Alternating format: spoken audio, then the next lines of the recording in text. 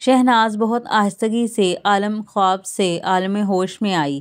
اس سفر میں ایک احساس اس کا ہمسفر تھا، اور جب اس نے عالم ہوش میں قدم رکھا تو اسے اندازہ ہوا کہ وہ محض احساس نہیں تھا بلکہ آواز تھی جو بیداری کے عالم میں بھی اس کے ساتھ تھی، کوئی بے حد رومانوی سرگوشی میں دہرائے جا رہا تھا: "I love you, I love you, I love you".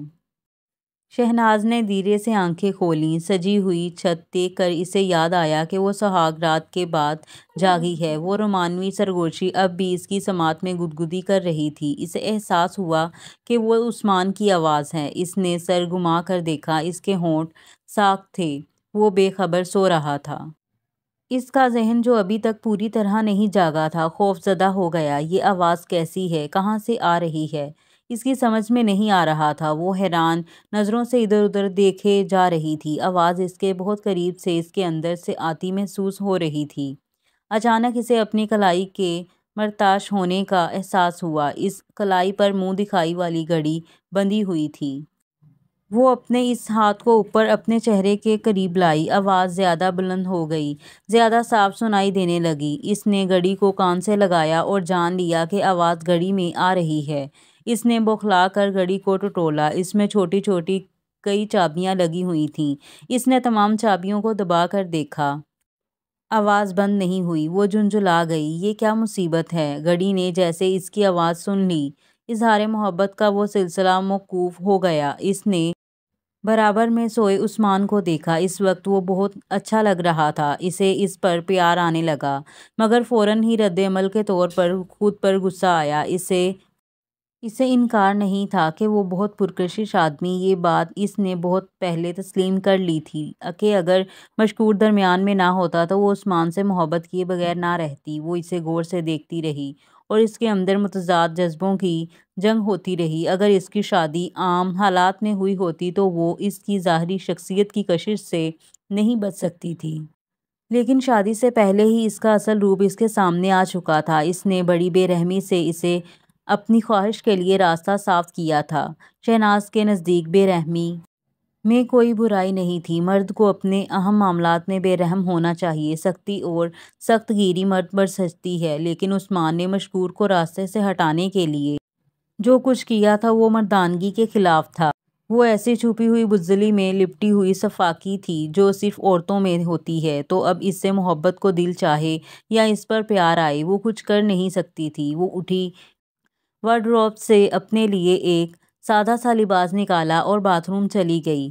Bath tub کے نیم گرم پانی میں دراز ہو کر بھی وہ عثمان ہی کے بارے میں سوچتی رہی۔ کیسے تضادات ہیں اس شخص میں، وہ سوچ رہی تھی۔ اس کے پاس غضب کا امیجینیشن ہے، ذوق بھی ہے، یہ کسی کی بھی محبت جیت سکتا ہے۔ اس سے محبت بھی ہوئی تو ایسی لڑکی سے جو پہلے ہی کسی اور کی محبت میں گرفتار تھی۔ اصولاً اسے دل جیتنے کی، اپنے حریف کو محبت کے میدان میں شکست دینے کی کوشش کرنی چاہیے تھی۔ اس میں اس کی صلاحیت بھی ہے، تمام ہتھیار موجود ہیں اس کے پاس، لیکن اس نے کیا کیا؟ گھٹیا پن کا مظاہرہ۔ اپنی دولت اور کرائے کی طاقت پر گھمنڈ۔ اس شخص کو محبت جیتنی بھی نہیں آتی۔ وہ اپنے امیجینیشن، اپنے ذوق سے فائدہ نہیں اٹھا سکا۔ لیکن شادی کی رات وہ مختلف آدمی تھا۔ اس کا وہ جگمگاتا تاج محل دیکھ کر چند لمحوں کے لیے وہ بے خود ہو گئی تھی۔ اس نے خود کو پگھلتا محسوس کیا تھا۔ اس کا جی چاہا تھا کہ وہ اس کی باہوں میں اس کے سینے پر بکھر جائے، لیکن فوراً ہی اسے اس کی اصلیت یاد آ گئی۔ وہ سحر فوراً ٹوٹ گیا، اور اب یہ گھڑی، یہ رومانوی سرگوشی "آئی لو یو"، یہ اظہار محبت اور اظہار محبت کرنے والے کی ایسی قربت کہ وہ ہر وقت کلائی سے لپٹا رہے۔ کون ہے جو ایسی محبت کی ناقدری کر سکتا ہے، اس سے منہ موڑ سکتا ہے؟ صرف وہی جو خوبصورت ظاہر کے پردے میں چھپے بھیانک اور گھناؤنے باطن کو دیکھ چکا ہو۔ شہناز کے ذہن میں اس لمحے اس بے حد مشکل سوال نے سر اٹھایا: اگر عثمان نے یہ تحفے شادی سے پہلے دیے ہوتے تو کیا ہوتا؟ کیا وہ مشکور کی محبت سے چمٹی رہتی یا عثمان کے اس منفرد اظہار محبت کے سامنے سر جھکا دیتی؟ سوال بے حد مشکل تھا، مگر اس کے ذہن میں جو جواب ابھر رہا تھا وہ کمزور کر دینے والا تھا۔ اب ایسی باتوں کا کیا فائدہ؟ ایسا ہوا تو نہیں نا؟ اس نے جھنجھلا کر سوچا۔ وقت اب پلٹ تو نہیں سکتا، اس لیے یہ سوال محمل ہے، اس کا جواب غیر ضروری ہے۔ نہیں عثمان حفیظ، وہ بڑبڑائی، میں تم سے محبت نہیں کر سکتی، تم بزدل اور کم ظرف ہو، تم مرد ہو لیکن مردانگی سے محروم، جو کچھ تم نے کیا اس کی سزا تمہیں دنیا کا کوئی مرد نہیں دے سکتا۔ ہاں عورت دے سکتی ہے اور دے گی، میں نے تم سے شادی ہی اس لیے کی ہے، میں تمہاری زندگی کو جہنم بنا دوں گی، میں تمہیں بتاؤں گی کہ تم نے کتنا ہی عورت پن ہو۔ تم صفاقی میں عورت کی ہم سری نہیں کر سکتے، تم کتنی ہی کیسی ہی محبت کر لو مجھ سے تم مجھے جیت نہیں سکتے عثمان حفیظ۔ وہ باتھ روم سے باہر آئی تو وہ بیدار ہو چکا تھا۔ 1 ماہ میں عثمان کو اندازہ ہو گیا کہ اس کی ازدواجی زندگی شرمندگی کی تحریر بن گئی ہے۔ وہ پریشان رہنے لگا۔ شادی تو خوشی کا نام ہے، مسرت لاتی ہے، اور ازدواجی زندگی میں ایک آدمی کے خوش اور مطمئن ہونے سے کام نہیں چلتا۔ کچھ خوشیاں تو مشروط ہی اس سے ہوتی ہیں کہ دونوں فریق مطمئن ہوں، لیکن وہ پوری کوشش کے باوجود خوشی حاصل نہیں کر پا رہا تھا۔ شہناز اس کے لیے ایک ناقابل تسخیر برفانی چوٹی بن گئی تھی۔ وہ ایک ایسا کوہ پیما تھی جو پہیم کوشش کے باوجود اسے سر نہیں کر پا رہا تھا۔ اب اس کی سمجھ میں نہیں آ رہا تھا کہ اونچے پہاڑوں کو سر کرنے کی مہمات ناکام کیسے ہوتی ہے اور اس کی کامیابی کی کیا وجوہات ہوتی ہیں۔ پہلی شرط یہ ہے کہ پہاڑ تسخیر ہونے پر آمادہ ہو۔ پہاڑوں کا رویہ ماندانہ ہو تو بات نہیں بنتی۔ مہم کو ادھورا چھوڑنا پڑتا ہے، اور اگر کوہ پیما ضد کریں تو جان سے ہاتھ بھی دھو بیٹھتے ہیں۔ دوسری چیز موسم ہے۔ مہم کی کامیابی کے لیے موسم کا سازگار ہونا اشد ضروری ہے۔ ناسازگار موسم میں بھی پہاڑی چوٹیاں سر نہیں ہوتیں۔ اسے یاد آیا کہ دشوار ترین پہاڑی چوٹیاں وہی ہوتی ہیں جہاں موسم سارا سال ہی خراب رہتا ہے، جہاں موسم کا مزاج کبھی نہیں ملتا، موسم کا کوئی اعتبار نہیں ہوتا۔ سازگار موسم چند منٹ بھی رہ سکتا ہے اور چند گھنٹے بھی، اور پل کے پل میں سب کچھ بدل کے رہ جاتا ہے۔ وہ سب کچھ سمجھ رہا تھا لیکن پوری طرح نہیں سمجھ رہا تھا۔ لیکن یہ سب کچھ یوں ہی تو نہیں چل سکتا۔ اسے احساس ہو گیا کہ نہ چاہتے ہوئے بھی اسے اس سلسلے میں شہناز سے بات کرنا پڑے گی۔ چنانچہ اس رات اس نے شہناز سے یہ موضوع چھیڑ دیا۔ تم خوش نہیں ہو شہناز؟ نہیں میں بہت خوش ہوں، شہناز نے جواب دیا۔ مجھے تو تم خوش اور مطمئن نہیں لگتی۔ یہ تو پھر آپ ہی جانتے ہوں گے۔ شہناز کا لہجہ معنی خیز تھا۔ میں آپ کی ذمہ داری ہوں۔ عثمان کا احساس جرم اور بڑھ گیا۔ وہ تو میں سمجھ رہا ہوں لیکن اس مسئلے کو حل بھی تو کرنا ہوگا۔ کوئی حل تو ہوگا، اس کا ہونا تو چاہیے۔ میں سمجھتا ہوں کہ تم میری مدد کر سکتی ہو۔ میں محسوس کرتا ہوں کہ تم مجھے تعاون نہیں کرتی، تم میرے ساتھ شامل نہیں ہوتی۔ میں اس سے انکار نہیں کروں گی، لیکن اس میں میرا قصور نہیں۔ آپ سمجھنے کی کوشش کریں۔ ایسے 2 افراد کا تصور کریں جو ٹیبل ٹینس کھیل رہے ہیں، اور ان میں سے ایک ایسا ہے جو کھیلنا نہیں چاہ رہا ہے لیکن دوسرے کی خاطر ہاتھ میں ریکٹ لیے کھڑا ہے۔ ایسی صورت میں کیا ہوگا؟ عثمان کی سمجھ میں بات پوری طرح آ گئی۔ تم ٹھیک کہہ رہی ہو، اس صورت میں کھیل نہیں ہونا چاہیے، لیکن مسئلہ یہ ہے کہ میں نے تمہارے اندر کبھی آمادگی محسوس نہیں کی۔ تم ہمیشہ مجھے برف کی مورت کے روپ میں ملی۔ یہ محض اتفاق ہے، شہناز نے گہری سانس لے کر کہا۔ ویسے میں ہر تعاون کے لیے تیار ہوں اور تعاون بھی کرتی رہی ہوں۔ یہی وجہ ہے کہ میں نے آپ کو کبھی روکا نہیں۔ عثمان چند لمحے سوچتا رہا۔ حالانکہ تعاون یہ ہوتا ہے کہ تم مجھے روک دیتی، نہ آسودگی کا کچھ فائدہ نہیں۔ آسودگی تو خود مجھے بھی نہیں ملتی۔ میں ہمیشہ یہ سوچتی رہی کہ اس میں آپ کی دل آزاری نہ ہوگی۔ اس انداز میں مت سوچو، تم مجھے روک سکتی ہو، یہ تمہارا حق ہے، اور دوسری طرف تم مطالبہ کرنے کا حق بھی رکھتی ہو، عثمان نے کہا۔ اور ہاں، ایک اور تعاون بھی تم مجھ سے کر سکتی ہو۔ آپ بتائیں۔ وہ یہ کہ میں تمہارے ہاں آمادگی ہو تو مجھے بتا دو۔ شہناز نے دونوں ہاتھوں سے چہرہ چھپا لیا۔ یہ کیسی باتیں کر رہے ہیں آپ؟ یہ تو بے شرمی ہوگی۔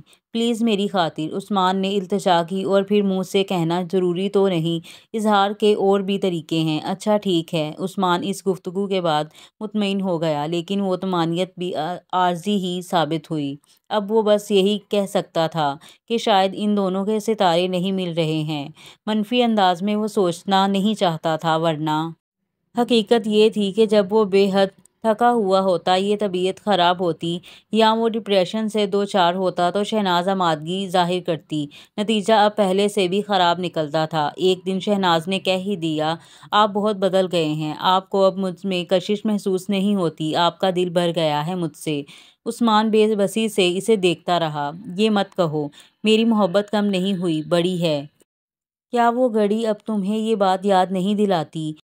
وہ تو بے بس بے جان ہے، طوطے کی طرح رٹا رٹایا سبق دہراتی رہتی ہے۔ ایسا مت کہو، وہ میرے دل کی آواز ہے جسے مناسب اور مؤثر لفظ نہیں ملتے۔ اب وہ صحیح معنوں میں پریشان تھا اور اس کا کوئی حل اسے نظر نہیں آ رہا تھا۔ انتقام جیسا کوئی طاقتور جذبہ فطرت سے ساز باز کرتا ہے تو عورت کی نسوانی سوجھ بوجھ بہت بڑھ جاتی ہے۔ یہ بات شہناز نے سہاگ رات کو ہی ثابت کر دی تھی۔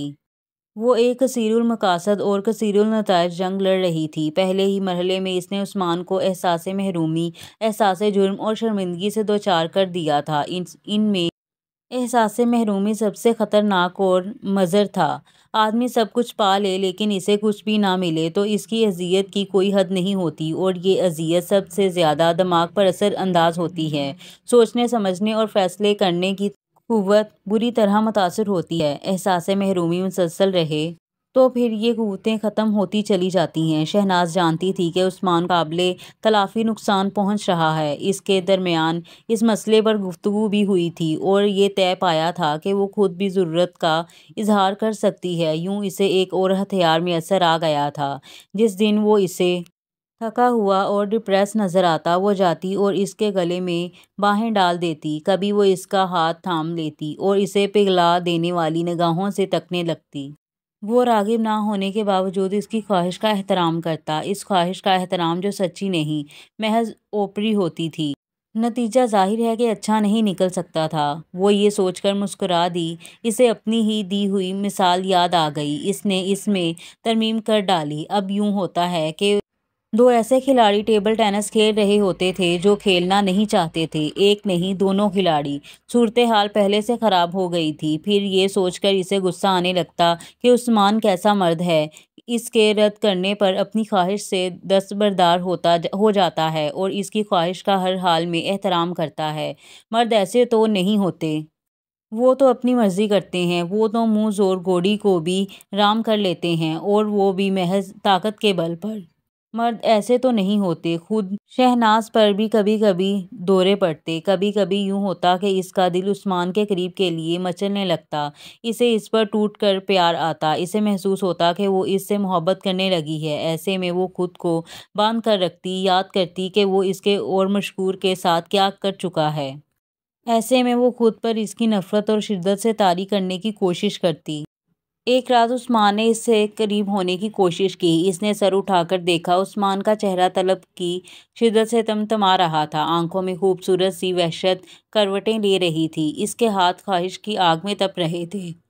اس روز عجیب بات ہوئی، عثمان نے اسے چھوا تو اس کے باوجود میں اسے جماکے سے ہونے لگے۔ پھلجھڑیاں سی چھوٹنے لگیں، ایک جانی پہچانی خواہش نے اس کے پورے وجود کو جیسے جکڑ لیا۔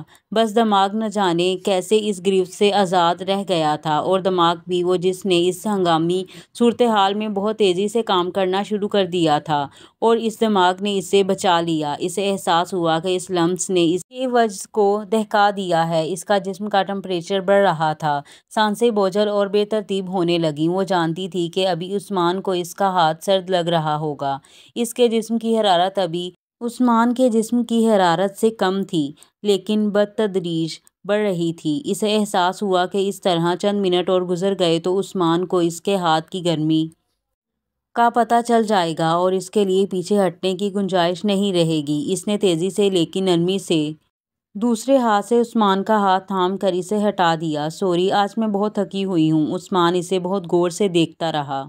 اس کے چہرے پر عجیب سی وحشت تھی، آنکھیں خون کبوتر کی طرح سرخ ہو رہی تھیں۔ اس کے انداز سے لگ رہا تھا کہ اس بار وہ ضبط نہیں کر سکے گا، اس پر جھپٹے گا اور اسے توڑ پھوڑ کر رکھ دے گا۔ وہ سحر زدہ سی اس کی آنکھوں میں دیکھ دیکھتی رہی۔ وہ اس کے اندر ہونے والی کشمکش کو خوب سمجھ رہی تھی۔ اس کا اپنا حال بھی عجیب تھا۔ اس نے خود کو سختی سے نہ باندھا ہوتا تو وہ اس سے لپٹ گئی ہوتی۔ وہ اس آگ میں جل رہی تھی جو اتفاق سے اور بے خبری میں لگی تھی۔ آثار بتا رہے تھے کہ وہ اس پر جھپٹ پڑے گا، اور وہ جانتی تھی کہ ایسا ہوا تو وہ مزاحمت نہیں کرے گی بلکہ خود بھی اس کا ساتھ دینے لگے گی۔ وہ دونوں ایک دوسرے کی آنکھوں میں دیکھے جا رہے تھے۔ شہناز کے جسم کی پکار ہر لمحہ بلند آہنگ ہوتی جا رہی تھی۔ اب تو ایسا لگ رہا تھا جیسے اس کے اندر خواہش چیخ رہی ہو۔ اس کے جسم کا رواں رواں عثمان سے التجا کر رہا تھا کہ وہ اسے اپنا لے۔ اسے یقین تھا کہ یہ التجا اس کی آنکھوں میں بھی چلا رہی ہوگی۔ اس کا دماغ جسم کے خلاف، خواہش کے خلاف مزاحمت کر رہا تھا، اسے کنٹرول کرنے کی کوشش کر رہا تھا، لیکن اس کی مزاحمت لمحہ بہ لمحہ کمزور ہو رہی تھی۔ یہ بہت خطرناک بات تھی۔ اگر اس نے اس کی نگاہوں کی التجا سمجھ لی تو اچانک اسے احساس ہوا کہ وہ بظاہر اس کی آنکھوں میں دیکھ رہا ہے، لیکن در حقیقت وہ نہیں دیکھ رہا ہے۔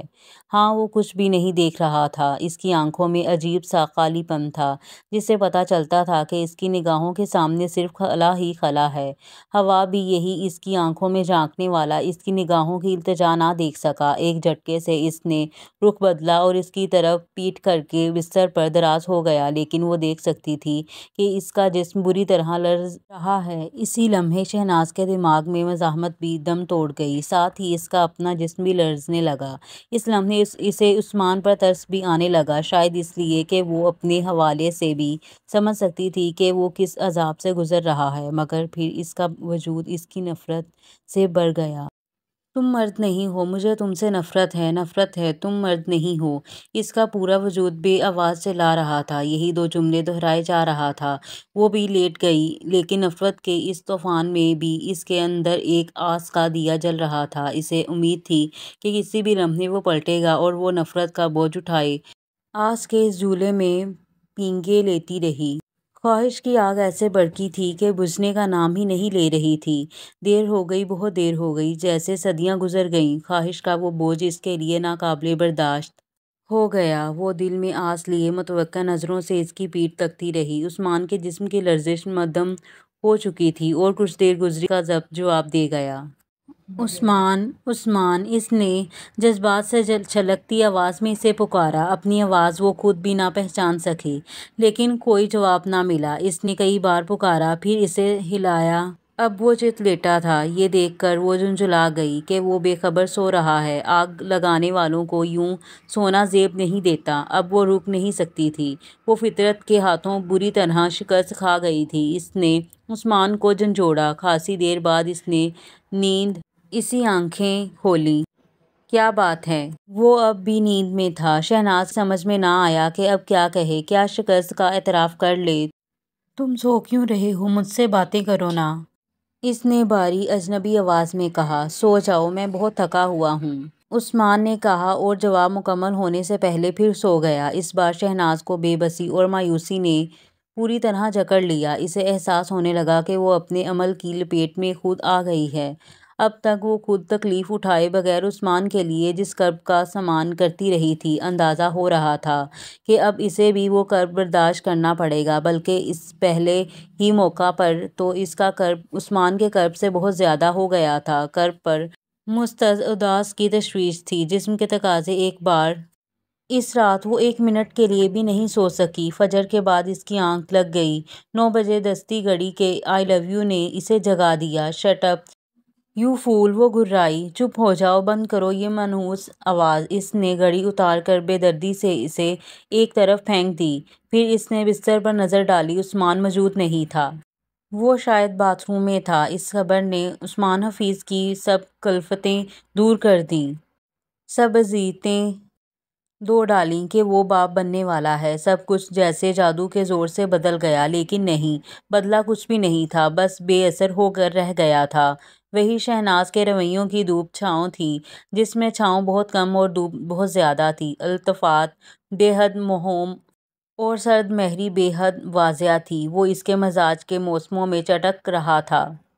اور جی کر رہا تھا، لیکن اس کی محبت تھی کہ بڑھتی جا رہی تھی۔ اس کی سمجھ میں نہیں آتا تھا، لیکن جو کچھ بھی تھا اس نے قبول کر لیا تھا۔ وہ عرصہ عثمان کے لیے بے حد الجھا دینے والا تھا۔ کبھی کبھی یوں ہی اسے محسوس ہوتا کہ شہناز اس سے نفرت کرتی ہے، لیکن محض اچھا تھا۔ اس نے کبھی اس سے بدتمیزی سے بات نہیں کی تھی، نہ ہی کبھی انداز سے ایسا کچھ ظاہر کیا تھا۔ پھر بھی کبھی کچھ لمحے ایسے آئے جن میں عثمان کو واضح طور پر احساس ہوتا کہ وہ اس سے نفرت کر رہی ہے۔ عثمان کبھی اس پر غور کرتا تو اسے اپنی کوتاہی کا احساس ہونے لگتا۔ کوتاہی کے علاوہ یہ احساس الگ ہوتا کہ شہناز کو پانے کے باوجود بھی وہ بدقسمت ہے۔ یہ سچ ہے کہ زندگی کی سب سے بڑی خوش بختی شہناز کا حصول تھا، لیکن اس کا کیا کیا جائے کہ اس کے باوجود بدقسمتی نے اس کا دامن تھام لیا تھا۔ ازدواجی زندگی کا جو سب سے حسین اور نازک پہلو ہوتا ہے وہ ابھی تک ادھورا تھا۔ وہ ایسا پیاسا تھا جو صاف شفاف اور شیریں پانی کے دریا کنارے بھی پیاسا کھڑا تھا۔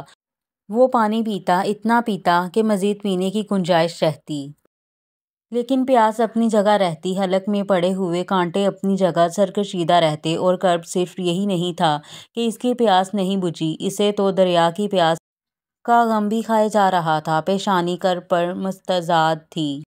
وہ اس صورتحال کو سمجھنے کی کوشش کرتا تو اس کی سمجھ میں صرف ایک بات آتی، اس کے اور شہناز کے ستارے ہی نہیں ملتے تھے۔ اسے شہناز سے محبت تھی، بے پناہ محبت۔ اتنی محبت کے لفظوں سے، عمل سے اس کا اظہار کیا بھی نہیں جا سکتا تھا، صرف اسے حقیر کیا جا سکتا تھا۔ بلور کا وہ تاج محل، اظہار محبت کرنے والی وہ گھڑی، یہ اس کے اظہار محبت کی کوششیں تھیں۔ اور اب وہ سوچتا تو وہ خود اسے بھی گھٹیا پن لگتا۔ جو کچھ تھا وہ اسے ظاہر کرنے سے قاصر تھی، بس وہ ایک گھٹیا بھڑکیلا سا اظہار تھا۔ وہ خود بھی سوچتا تو وہ اسے محبت جتانے کی گھٹیا کوشش لگتی، مگر وہ عرصہ جہالت کی بات تھی، عرصہ جہالت کی سوچ تھی۔ شادی سے پہلے وہ ہمیشہ سوچتا رہا تھا کہ شہناز کو کیسے بتائے گا کہ وہ اس سے کتنی محبت کرتا ہے۔ تب اسے یہ دو آئیڈیے سوجے تھے۔ اس وقت اس کا خیال تھا کہ بات بن جائے گی، محبوب تک اپنی پوری کوشش کے ساتھ نہ سہی بہرحال پہنچ جائے گی۔ لیکن شادی کی اگلی صبح اسے ان کے حقیر ہونے کا احساس ہونے لگا۔ اس نے بے بسی سے سوچا کہ دنیا میں کسی بھی زبان میں وہ جملہ کہہ دیا جائے، میں تم سے محبت کرتا ہوں، آئی لو یو، جو انسان روز ازل سے اپنے محبوب سے کہتا آ رہا ہے، اور اس کے باوجود روز ازل سے تشنا ہے، تو اس لیے کہ یہ محض ایک بیان ہے جس میں محبت کی شدت سموئی نہیں جا سکتی، اور لہجہ بھی کہاں تک ساتھ دے سکتا۔ یہ ٹھیک ہے کہ لہجے کی رسائی بہت دور تک، بہت اوپر تک ہے، لیکن مقام محبت تک پہنچنے سے پہلے، بہت پہلے لہجے کے پر جل جاتے ہوں گے۔ سو وہ محبت میں سرشار، مؤثر اظہار محبت کی آرزو میں جلتا رہا۔ پھر شادی کے بعد اس کی سمجھ میں بہت کچھ آ گیا۔ سمجھانے والا کوئی اور نہیں، اس کی اپنی شدت تھی۔ اب وہ اس کی دسترس میں تھی، اور اللہ تعالیٰ نے اس پر حق دیا تھا کہ اس کا کیا کیا جی چاہتا تھا۔ وہ سوچتا کہ کسی طرح شہناز کو مایا میں تبدیل کر دے، مہکتا خوش رنگ آتشی سیال بنائے اور گون گون پی جائے۔ وہ سوچتا کہ وہ اس کے لیے آسمان سے اتاری جانے والی بے بدل غذا ہے، وہ اسے کھا لے۔ یہ سب کچھ اس کی شدت اس سے کہتی تھی۔ اس کی سمجھ میں آنے لگا کہ شادی اللہ تعالیٰ کے بیش بہا تحائف میں سے ایک ہے۔ شادی اظہار محبت کے لیے وہ پیر یہ عطا کرتی ہے جو دنیا کی کسی زبان میں ممکن نہیں۔ یوں اسے مؤثر ترین پیرا یہ اظہار میسر آ گیا۔ وہ اس کی قربت میں ہوتا تو اس کے جسم کا رواں رواں، اس کی ہر سانس، دل کی ہر دھڑکن، غرض کہ اس کا پورا وجود شہناز سے اظہار محبت کر رہا ہوتا۔ لیکن وہ طمانینت جو اظہار سے مشروط ہوتی اب بھی اسے میسر نہیں تھی، بلکہ شرمندگی کے سوا اس کے ہاتھ کچھ بھی نہیں آیا تھا۔ اب وہ اس پر غور کرتا رہا۔ اس کے سامنے ایک جہان معنی کھل گیا۔ اس کی سمجھ میں اور بہت کچھ آنے لگا۔ کیمیاوی عمل میں ہر جگہ مخصوص حالات میں عناصر کی یکجائی کی شرط ہوتی ہے، اور محبت بھی کیمیائی عمل ہے۔ ہائیڈروجن اور آکسیجن مل جائیں تو پانی بنتا ہے، لیکن فضا میں ہائیڈروجن اور آکسیجن ساتھ رہتے ہیں اور پانی نہیں بنتا۔ پانی تو جب بنے گا جب ہائیڈروجن اور آکسیجن مخصوص کیمیائی حالات میں یکجا ہوں۔ کمی بس یہی تھی، وہ اور شہناز یکجا تھے، لیکن مخصوص حالات اور عوامل کی شرط پوری نہیں ہو رہی تھی، اس لیے اسپارک نہیں ہوتا تھا۔ کمی عمل انگیز کی تھی، بلکہ عمل انگیز کی بھی نہیں، عمل انگیز جذبہ تو موجود ہوتا تھا، کبھی یہاں اور کبھی وہاں، لیکن عملے انگیز کی موجودگی میں دونوں عناصر یکجا نہیں ہو پاتے تھے۔ اس نے اس سلسلے میں کوشش شروع کر دی، لیکن بات پھر بھی نہیں بنی۔ وہ اپنی طرف سے ہر قربانی دیتا رہا۔ شہناز کا اشارہ ملتا تو وہ تیار ہو جاتا، لیکن وہ محسوس کرتا کہ اس وقت اس کے اندر کوئی کیمیائی تحریک نہیں ہوتا تھا۔ اس دن وہ بے حد رومانٹک موڈ میں تھا۔ اس نے پیش قدمی کی تو شہناز نے اسے روک دیا۔ اس روز اس کے اندر جو وحشیت ابھری، اس نے اسے خوف زدہ کر دیا۔ وہ نہیں رکنا چاہتا تھا۔ وہ اس وقت منہ زور پہاڑی دریا کے مانند تھا، جو راستے میں پڑی باری بھرکم چٹانوں کو ٹھوکریں مار کر جاگ اڑاتا آگے ہی آگے نکل جانا چاہتا تھا۔ اس نے سوچا، یہ کون ہوتی ہے مجھے میرے حق سے روکنے والی؟ میں نہیں رکوں گا، میں اسے رون ڈالوں گا، توڑ پھوڑ کر رکھ دوں گا۔ لیکن عین وقت پر محبت نے مداخلت کر ڈالی۔ محبت میں روندا نہیں جاتا، محبوب کو توڑا پھوڑا نہیں جاتا۔ وہ ہٹ گیا، لیکن ضبط کا بہت دشوار مرحلہ تھا۔ اس کی مٹھیاں بینچی ہوئی تھیں، دانت ہونٹوں میں گڑے تھے، وجود میں عمارتوں کو خس و خاشاک کی طرح اڑا لے جانے والی آندیاں چل رہی تھیں۔ وہ طوفان کی سی خاموشی سے پلٹ گیا۔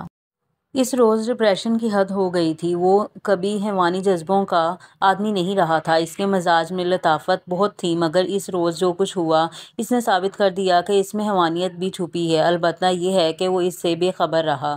کیا آدمی یوں خود سے بے خبر بھی رہتا ہے؟ یہ بات ڈرا دینے والی نہیں تھی۔ وہ بہت شرمیلا آدمی تھا، اس کی فطرت میں حجاب تھا۔ وہ کسی سے اس موضوع پر کبھی بات نہیں کر سکا تھا۔ دوستوں کی شادیوں کے موقعوں پر اکثر باتیں ہوتی رہتی ہیں، اس نے کبھی ان میں دلچسپی نہیں لی تھی، لیکن اب وہ وقت آ گیا تھا کہ باہر سے مدد لینا اس کے لیے ضروری ہو گیا تھا، ورنہ وہ عمر بھر یہ ڈپریشن پالتا رہتا، تباہ ہو کر رہ جاتا۔ دوستوں میں ایک احسان ہی ایسا تھا جس سے وہ بات کر سکتا تھا۔ وہ بچپن کا بے تکلف دوست تھا، لیکن اس سے پہلے عثمان کے نزدیک بے تکلفی کا کبھی یہ مفہوم نہیں رہا تھا کہ نجی نوعیت کی انتہائی ذاتی باتیں بھی کی جا سکتی ہیں، مگر اب معاملہ ایسا تھا کہ رہا بھی نہیں جا سکتا تھا۔ سو اس نے احسان کو سب کچھ کہہ سنایا۔ احسان نے بڑی توجہ سے اس کی بات سنی، پھر بولا، یہ کوئی ایسی غیر معمولی بات نہیں۔ عثمان نے عجیب سے لہجے میں دہرایا، نہ ہوتی تو میں کبھی تم سے اس سلسلے میں بات نہیں کر سکتا تھا۔ میں جانتا ہوں، لیکن تم نے میری پوری بات سنی ہی نہیں۔ احسان نے کہا، واقعی غیر معمولی بات نہیں، اتنے تواتر اور تسلسل سے اس کا ہونا، اور اس کا کوئی سبب بھی ہوگا، وہی تو میری سمجھ میں نہیں آ رہا، لگتا ہے پاگل ہو جاؤں گا۔ احسان کچھ دیر سوچتا رہا، کوئی نفسیاتی گروہ ہی ہو سکتی ہے، اس نے پرخیال لہجے میں کہا۔ اچانک اس کی آنکھیں چمکنے لگی، تم بھابھی کا بہت احترام کرتے ہو نا؟ محبت کا احترام تو تم سمجھ سکتے ہو، میں اس سے بے پناہ محبت کرتا ہوں، اور تمہارے ذہن میں پاکیزگی کا بے حد واضح تصور ہے، وہ تو ہے۔ بات سمجھ میں آ گئی، تمہارے اندر مزاحمت موجود ہے، قربت میں تمہیں یہ خیال رہتا ہے کہ تم اس تعلق کی پاکیزگی کو تباہ کر رہے ہو، احسان نے کہا۔ اب عثمان سوچتا رہا، پھر اس نے کہا، ممکن ہے یہ بات ہو، لیکن یہ تو بتاؤ کہ اس کے بعد اچانک میں اتنا پرجوش کیوں ہو جاتا ہوں؟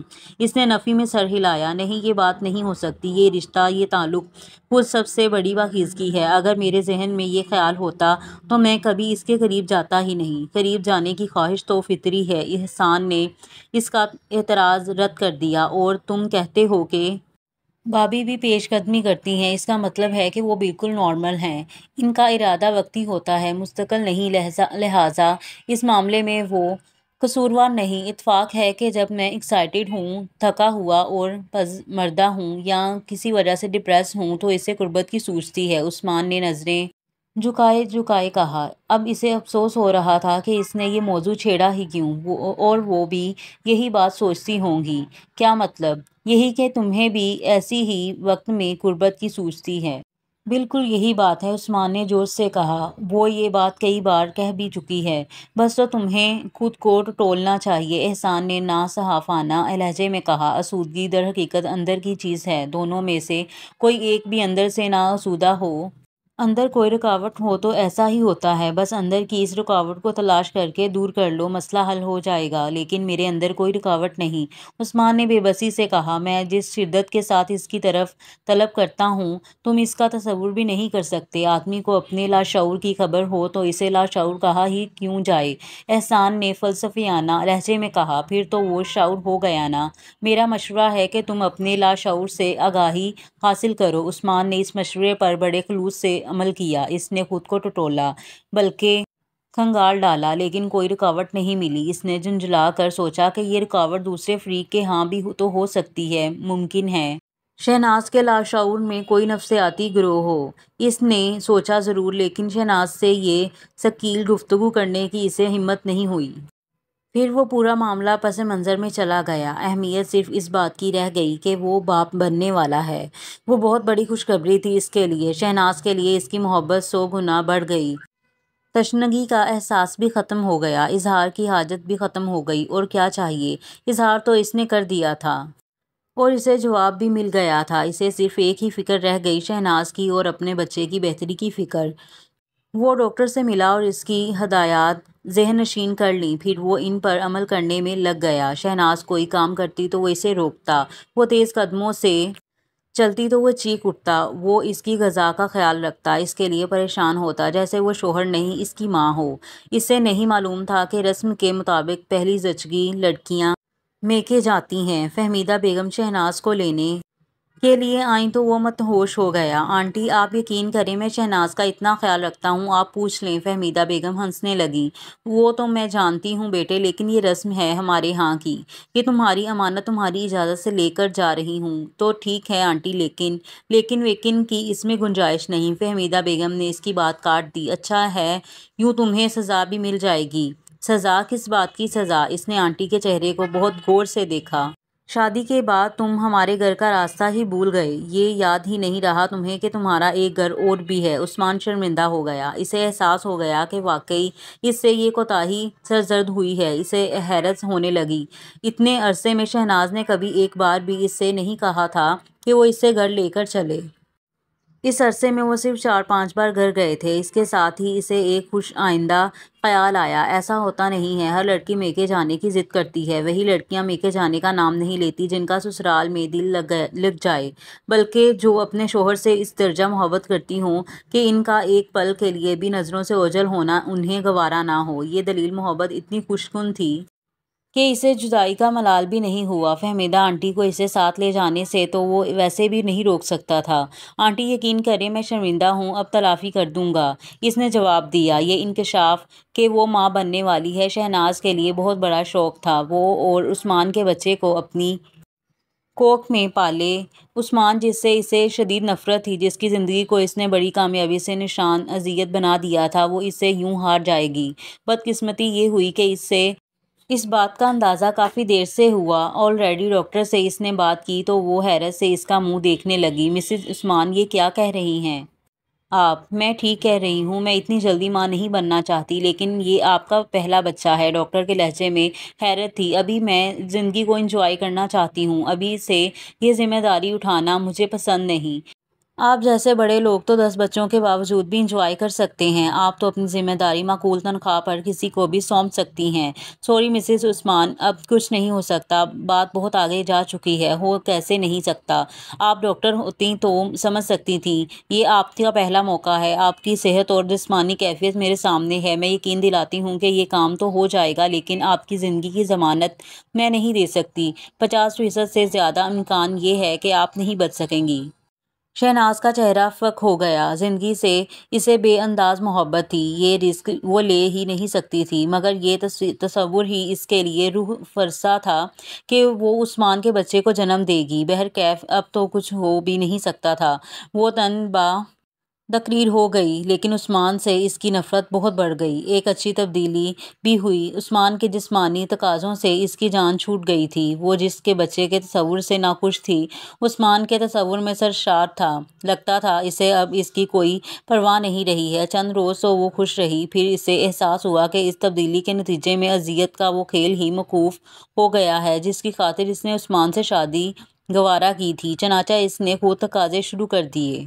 مگر کچھ ہی دن بعد وہ اس کھیل سے دستبردار ہو گئی۔ اس کے مطلوبہ نتائج نکل ہی نہیں رہے تھے۔ بچے کی خوشی میں عثمان راضی رضا ہو گیا تھا۔ وہ یوں سراپا تسلیم ہوا تھا کہ اسے کچھ بھی برا نہیں لگتا تھا۔ شہناز کا ڈپریشن بڑھتا گیا۔ تمام وقت اس کے اندر ایک ہی جملہ تڑپتا مچلتا رہتا تھا، آئی ہیٹ یو۔ اس کی شدت میں بھی اضافہ ہو گیا تھا۔ پھر اس کا ہدف بھی ایک نہیں رہا تھا، 2 ہو گئے تھے۔ وہ پیٹ میں پلنے والے بچے سے بھی یہی کہتی رہتی تھی، آئی ہیٹ یو، مجھے نفرت ہے تم سے، لیکن پھر وہ بچے کی احسان مند ہو گئی۔ اس کی وجہ سے تو امی سے لینے کے لیے آئی تھیں، اسے قید سے رہائی مل رہی تھی۔ اب جبکہ اس کے مقاصد پورے نہیں ہو رہے تھے تو عثمان کے ساتھ رہنا اسے قید سخت معلوم ہونے لگا تھا۔ اس کا نہیں، عثمان کا بچہ اسے رہائی دلا رہا تھا۔ وہ امی کے ہاں چلی گئی۔ عثمان ہر شام اس سے ملنے آتا تھا۔ وہ ہمیشہ کے لیے کچھ نہ کچھ لاتا، وہ بے دلی سے قبول کر لیتی۔ عثمان ہمیشہ رات کا کھانا کھا کر واپس جاتا تھا۔ ممی اور پاپا کے اصرار کے باوجود اس نے رات کو رکنا بھی گوارا نہیں کیا۔ یہ بھی اچھا ہی تھا، ورنہ وہ اس کے کمرے میں ہی سوتا۔ ممی نے اس کے لیے وہی کمرہ ٹھیک کروا دیا تھا جس میں وہ پہلے رہا کرتی تھی۔ فرق اتنا تھا کہ اب اس میں ڈبل بیڈ ڈلوا دیا گیا تھا۔ وہ خوش تھی کہ چلو منافقت سے کچھ عرصے کے لیے نجات مل گئی، لیکن عجیب بات تھی، سوتے وقت وہ بیڈ کے عقب کی طرف بائیں جانب نگاہ ضرور کرتی اور کئی بار کرتی۔ اس کا دل عجیب طرح دھڑکتا۔ وہ اس کی وجہ سمجھنے کی کوشش کرتی، لیکن بات کئی دن بعد اس کی سمجھ میں آئی۔ شاید اس کے لیے وہ سمجھنا ہی نہیں چاہتی تھی اور غیر ارادی طور پر اٹھنے والی نظروں پر اس کا اختیار نہیں تھا۔ اسے امی کے ہاں رہتے 20 دن سے زیادہ ہو چکے تھے کہ اس کی سمجھ میں آ گیا کہ رات کو سوتے وقت، صبح اٹھتے وقت وہ کیا دیکھنا چاہتی ہے۔ اس کی نظریں کسی چیز کی جستجو کرتی ہیں۔ وہ اس تاج محل کو مس کر رہی تھی جو اس کی خوابگاہ کی زینت تھا۔ اس احساس نے اس کے ذہن میں کئی سوال اٹھائے، نازک سوال۔ وہ اس چیز کو کیوں مس کر رہی ہے جسے عثمان نے اپنی محبت کی علامت قرار دیا تھا؟ اس کے ذہن میں فوراً جواب آیا، اس لیے کہ اس کے نزدیک وہ عثمان کی حماقت کی علامت ہے۔ وہ اسے یاد دلاتا ہے کہ عثمان کتنا احمق ہے۔ وہ اسے یہ بھی یاد دلاتا ہے کہ وہ کس ارادے سے اس کی زندگی میں داخل ہوئی ہے۔ شاید وہ اسے اس لیے بھی مس کرتی ہے کہ اب کیونکہ وہ عثمان کے ساتھ نہیں رہ رہی ہے تو وہ کہیں یہ بات بھول نہ جائے، کیا وہ گھر کو بھی مس کر رہی ہے؟ اپنے گھر کو یہ سوال بھی چونکا دینے والا تھا۔ اس سے پہلے کہ اس کا ذہن کوئی جواب دیتا، اس کے اندر بے ساختہ جواب ابھرا اور اثبات میں ابھرا۔ ذہن نے فوراً صورتحال کی نزاکت کو بام کر اس کی توجیہ کی، یہی کہ وہ یاد رکھنا چاہتی ہے کہ اسے عثمان سے کس قدر نفرت ہے، لیکن ذہن کی مداخلت سے پہلے ہی ایک شوق سر اٹھا چکا تھا۔ وہ سوچ رہی تھی کہیں اسے عثمان سے محبت تو نہیں ہوتی جا رہی ہے۔ اس سوال پر اس کا اپنا رد عمل بے حد شدید تھا۔ یہ کیسے ہو سکتا ہے؟ جو کچھ اس نے اس کے اور مشکور کے ساتھ کیا ہے، اس کے بعد تو یہ ممکن ہی نہیں۔ اس سے تو اس کا نفرت کا رشتہ ہے۔ پھر بھی وہ اس معاملے میں جذباتی تردید نہیں چاہتی تھی۔ اس نے معقولیت کے ساتھ ٹھنڈے دل اور دماغ سے سوچنے کی کوشش کی۔ اس میں کوئی شک نہیں تھا کہ عثمان بہت اچھا شوہر ثابت ہوا تھا۔ اس کی محبت کے معاملے میں بے اصولی سے قطع نظر، اپنے ہر عمل سے وہ اچھا انسان ثابت ہوتا تھا۔ وہ نرم خو، نرم مزاج، نرم گفتار اور محبت کرنے والا تھا، بس اس میں مردانگی کی کمی تھی۔ وہ یقین سے کہہ سکتی تھی کہ اگر اس کے دل میں عثمان کی نفرت نے پہلے ہی پنجے نہ گاڑ دیے ہوتے تو وہ اس کا دل جیت لیتا، وہ اس سے محبت پر مجبور ہو جاتی، لیکن اب یہ ممکن نہیں، قیامت تک نہیں۔ کیا تمہیں یقین ہے کہ یہ تم سچ بول رہی ہو؟ اس کے اندر سے کسی نے پوچھا۔ ہاں، 100% یقین ہے، اس نے بلند آواز میں کہا۔ اس نفرت کی ہی خاطر میں اسے مس کرتی ہوں۔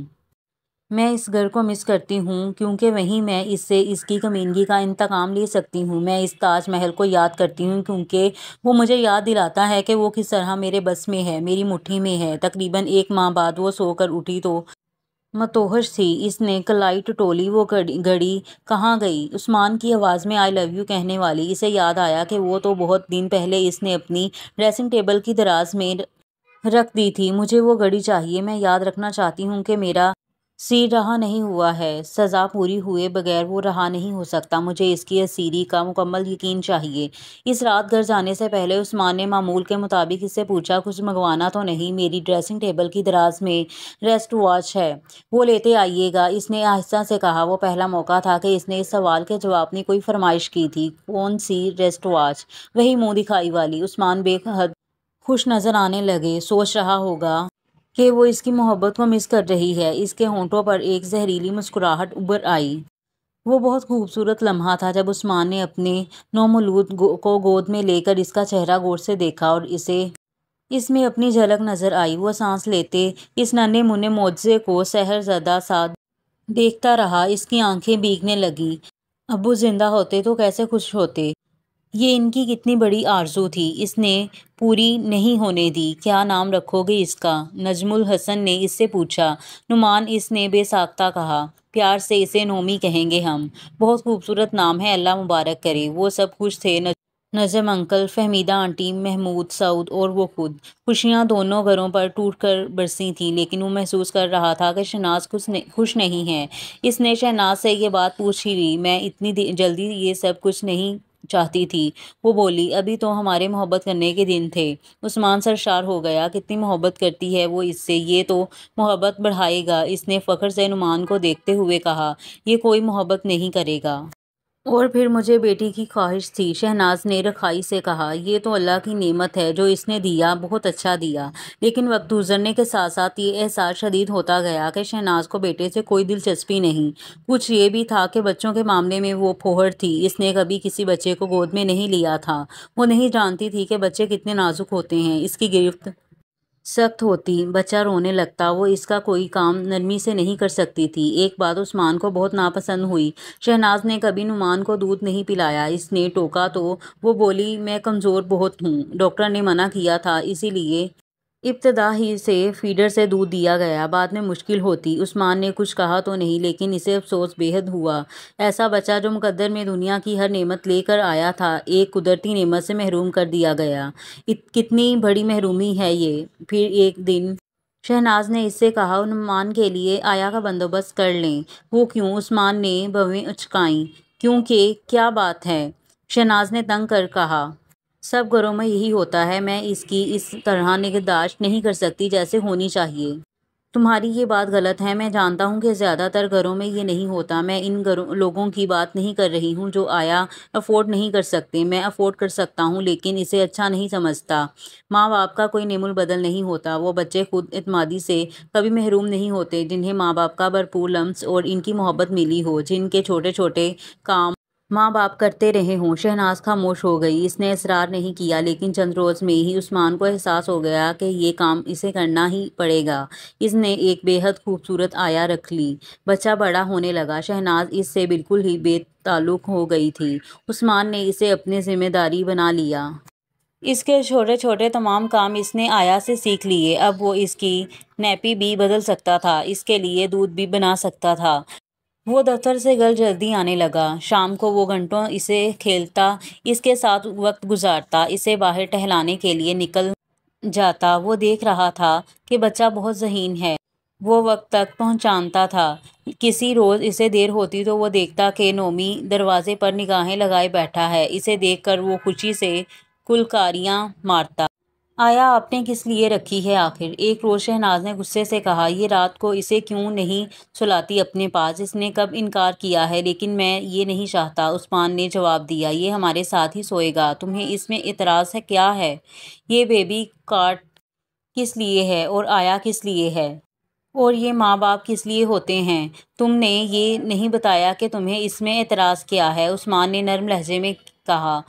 رات کو کئی بار اٹھتا ہے تو تمہیں کیا فرق پڑتا ہے؟ تمہیں تو کچھ نہیں کرنا پڑتا، اس کے سارے کام تو میں کرتا ہوں۔ روتا بھی بہت ہے، میری نیند خراب ہوتی ہے۔ کوئی بات نہیں، میں اسے لے کر دوسرے کمرے میں سو جایا کروں گا، عثمان نے بڑے تحمل سے کہا۔ میں اس لیے بھی کہہ رہی ہوں کہ الگ رہنے والے بچوں کا ڈر نکل جاتا ہے، شہناز نے پینترا بدلا۔ میرا نظریہ مختلف ہے۔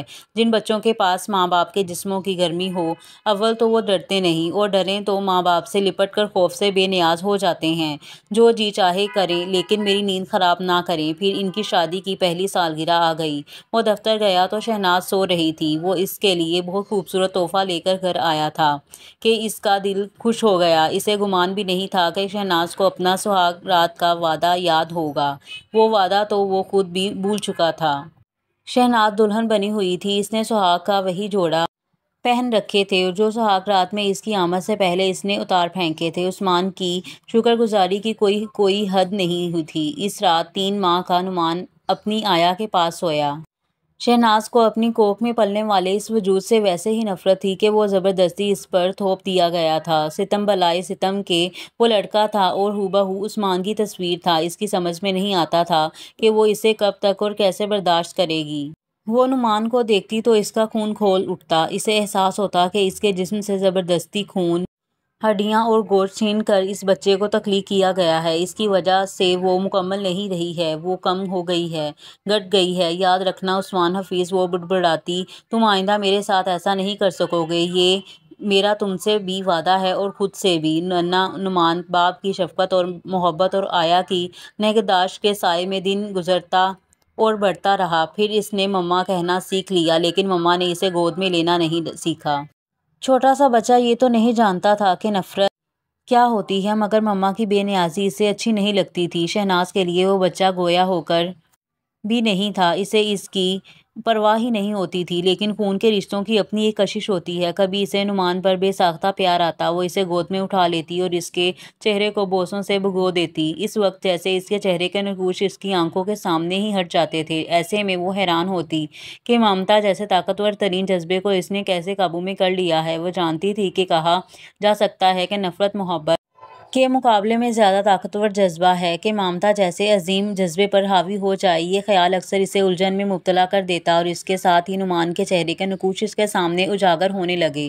اس کے چہرے میں اسے عثمان کا عکس دکھائی دیتا اور وہ اسے پٹخ دیتی۔ ننھا بچہ معصومیت میں لپٹی حیرت سے اسے تکتا رہتا۔ اس نے کتابوں میں پڑھا تھا اور نچلے اور متوسط طبقے کے گھروں میں دیکھا بھی تھا کہ لڑکیاں ان شوہروں کے ساتھ پوری عمر گزار دیتی ہیں جن سے انہیں شدید نفرت ہوتی ہے، جو بجا طور پر نفرت کے لائق بھی ہوتے ہیں۔ وہ ان کے ساتھ رہتی ہیں اور بچے پیدا کرتی رہتی ہیں۔ وہ ان سے نفرت کرتی ہیں لیکن ان کے بچوں سے بے پناہ محبت کرتی ہیں، اس لیے وہ ان کے بھی ہوتے ہیں۔ بچوں کے لیے ان کے پاس باپ کا ناپسندیدہ حوالہ تو ہوتا ہے جو کبھی کبھار نفرت بھرے انداز میں استعمال ہوتا ہے، لیکن مجموعی طور پر ممتا نفرت پر حاوی آ جاتی ہے۔ عورت کہتی ہے کہ وہ انسان کے بچے نہیں، سپولیے پال رہی ہے، پھر بھی وہ انہیں پالتی رہتی ہے۔ یہ طاقت ہوتی ہے ممتا کی۔ ہاں یہ بات طے ہے، اس کے اندر سے ایک آواز ابھری، کچلی ہوئی محبت نفرت سے کہیں زیادہ طاقتور ہوتی ہے، وہ ممتا پر بھی غالب آ سکتی ہے۔ محبت، کچلی ہوئی محبت۔ شہناز استہزائیہ انداز میں ہنسی۔ محبت ہوئی ہوتی تو اسے کچلنا بھی پڑتا، یہاں تو محبت کبھی تھی ہی نہیں۔ اور نفرت ازلی ہے، اس کے اندر کوئی اس سے زیادہ زور سے، اس سے زیادہ مذاق اڑانے والے انداز میں ہنسا۔ اس نے اس آواز کو نظر انداز کر دیا۔ دیوانوں سے بھلا کوئی لڑ سکتا ہے؟ اور یہاں پر ہماری قسط کا اختتام ہوتا ہے اور ملتے ہیں اگلی قسط میں، تب تک کے لیے دیجیے گا اجازت۔ اللہ حافظ۔